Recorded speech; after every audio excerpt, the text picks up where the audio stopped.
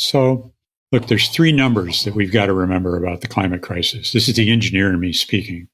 And those numbers are 59, net zero in 2050. And simply put, Tim, we're dumping 59 gigatons of greenhouse gases into the atmosphere every year, as if it's some kind of free and open sewer. And that number has got to go to zero by 2050, we're told by the science, if we're going to avoid catastrophic, irreversible climate crisis. And so the number one objective of the Speed and Scale plan is to drive 59 gigatons to zero. That's great. That's a goal. The world has lots of goals with respect to climate and with respect to this really important area. But a long list of menu options is not a plan. A list of hopes and dreams or despair and anger, that's not a plan either. And so what Speed and Scale is a plan. I'll describe it for you. And by the way, you can get this plan for free at speedandscale.com right now. Just have the listeners go there and click on it. But it shows the 5 areas where we have objectives, which are to reduce emissions from 59 to zero.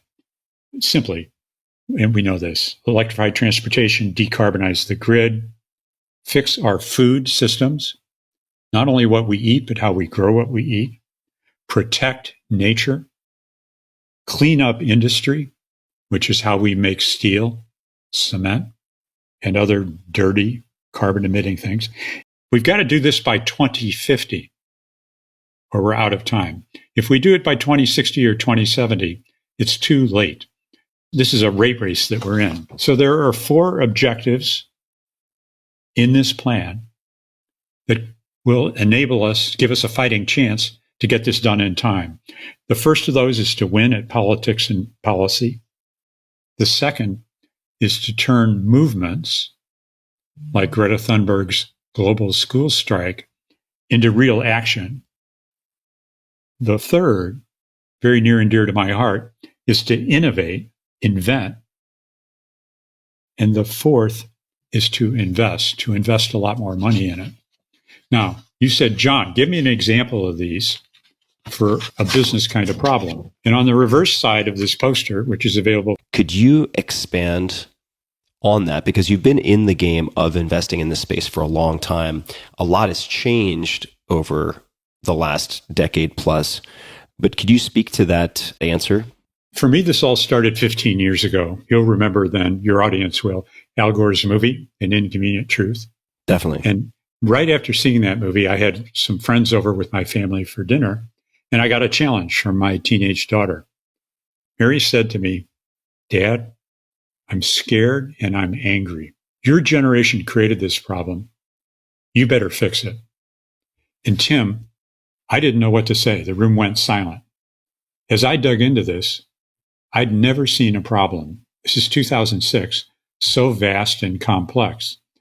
I'm the electrical engineer entrepreneur who loves to tackle big problems. So what I did with my partners was to set out to find, fund, and accelerate the innovators you're talking about who would have solutions to the climate crisis.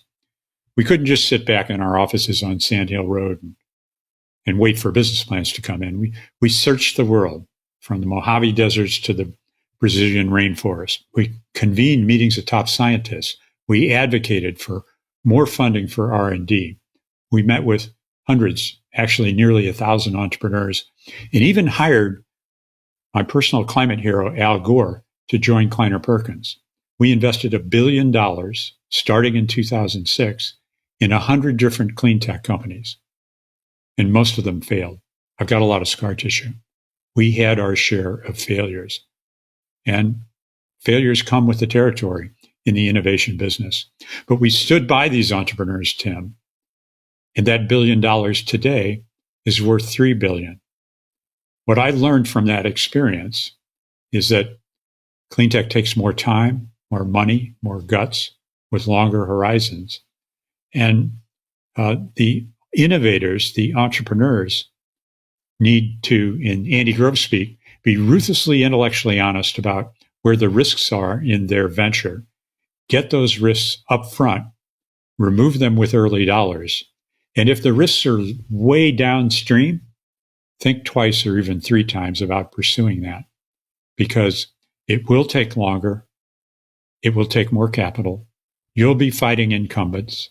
There will be a groundswell of public demand and appetite, and ultimately, I believe, institutional support. Today, 2021, 15 years later, are very different times than 2006. But this is not for the faint of heart. It's for the people who are full of heart, full of head, and are devoted, as so many are, to using their entrepreneurial and creative skills to literally change the world.